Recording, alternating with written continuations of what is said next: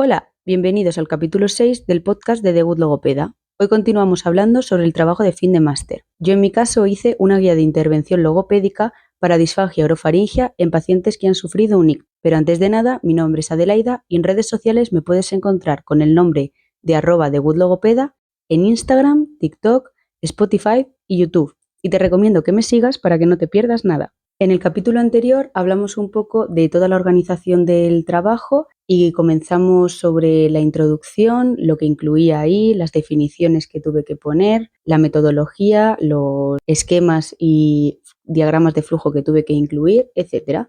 Ahora vamos a entrar más en el análisis de resultados. Yo en mi caso hice una división entre evaluación e intervención. Dentro de la evaluación, pues hablé de las diferentes pruebas instrumentales que existen para evaluar la disfagia, de la propia evaluación clínica y de modificaciones de texturas de alimentos que se pueden realizar para también ver cómo se desenvuelve el paciente. Dentro de las pruebas instrumentales, principalmente incluí las dos más importantes, que son la videoendoscopia y la videofluoroscopia. La videoendoscopia sería la endoscopia flexible, es la prueba más utilizada en clínica, la realiza un otorrino y permite tener imágenes reales tanto de la anatomía de la nasofaringe, orofaringe y faringe, y también sirve para detectar el riesgo de aspiración en los pacientes. Para su observación, pues se introduce un endoscopio a través de una de las narinas del paciente y se dirige hacia la orofaringe, permitiendo observar también el paladar blando y el resto de estructuras que ahí se encuentran, y se llega hasta la laringe, donde se puede visualizar la epiglotis, vallécula, cuerdas vocales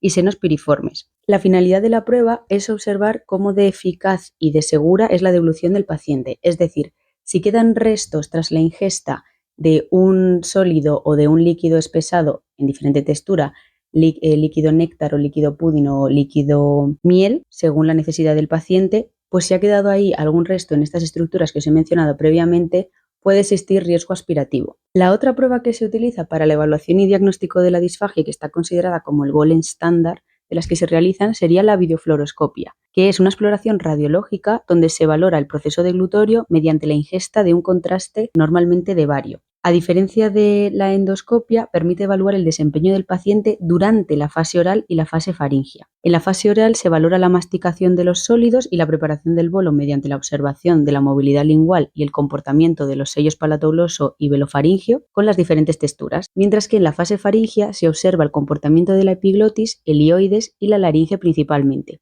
Durante esta prueba se utiliza también la escala PAS, que sirve para evaluar la penetración y aspiración que se puede producir. Debido a que existe exposición radiológica al paciente, esta prueba debe de seguir unas normas muy concretas tanto de aplicación y no puede ser utilizada frecuentemente. Saliendo de las pruebas instrumentales, tendríamos la evaluación clínica, en donde tendríamos que incluir una anamnesis completa del paciente, una evaluación de las estructuras orofaciales, de su higiene vocal, de la dentición, de los pares craneales que ya os mencioné en el anterior capítulo, y así como del reflejo tusígeno, que va a ser muy importante a la hora de expulsar cualquier cuerpo extraño que se haya podido introducir a través de las cuerdas vocales hacia la tráquea. Dentro de la evaluación funcional de la deglución se introduce además las manifestaciones que se deben de tener en cuenta en las fases preoral, oral y faringia. Dentro de la fase preoral habrá que tener en cuenta si existe alteración cognitiva, dependencia motora o dependencia emocional. Dentro de la fase oral, si existen residuos en la cavidad que se hayan quedado por hipotonía o hiposensibilidad de las estructuras o por incoordinación de las mismas. También habrá que tener en cuenta si existe escape extraoral por alteración del cierre labial o disminución del control oral o la protrusión de la lengua. Por último, habrá que también tener en cuenta el escape posterior, es decir, que exista un escape prematuro por déficit de control oral o por hiposensibilidad, que lo que haga es que produzca ese desplazamiento del bolo alimenticio hacia la fase de tragado, por así decir, antes de que el paciente esté preparado. Dentro de la fase faringia, pues habrá que tener en cuenta si existe disminución de la movilidad laringia por paresias o parálisis laringia o por problemas en el recorrido de la misma estructura, si existen residuos en faringe, si existen residuos en vallécula por disminución de los movimientos de la base de la lengua, si existe ausencia de tos refleja, lo que hemos dicho del reflejo tusígeno, importante de nuevo para la limpieza y la seguridad del mecanismo. Si existe alteración vocal tras la deglución por aspiraciones y o penetraciones,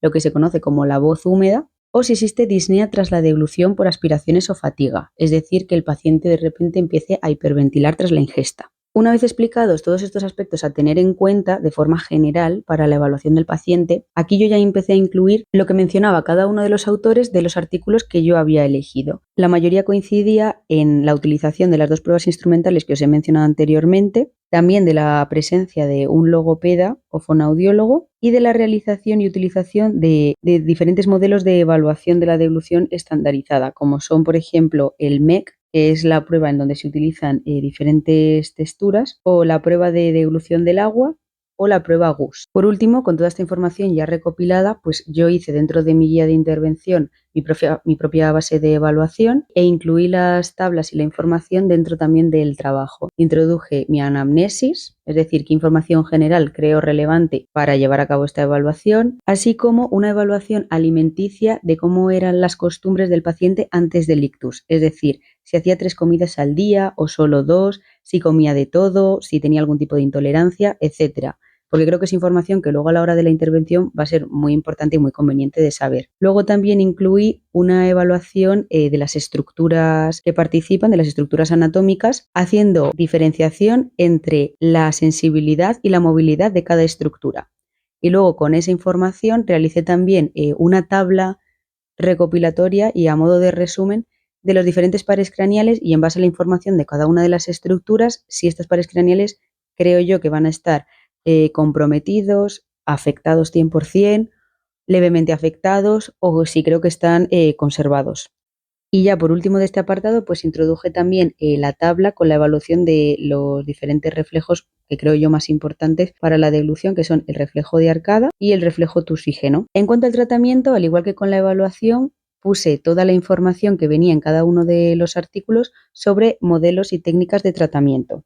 De ellas, principalmente hablé de la neuroestimulación, que la mencionan la mayoría de los autores, la biorretroalimentación, la intervención nutricional, la terapia tradicional, las modificaciones de texturas y técnicas y maniobras compensatorias. Debido a que este apartado es uno de los más extensos de mi trabajo, lo voy a dejar para el próximo capítulo para poder hablar en profundidad de todos los tipos de neuroestimulación, de todas las maniobras, técnicas,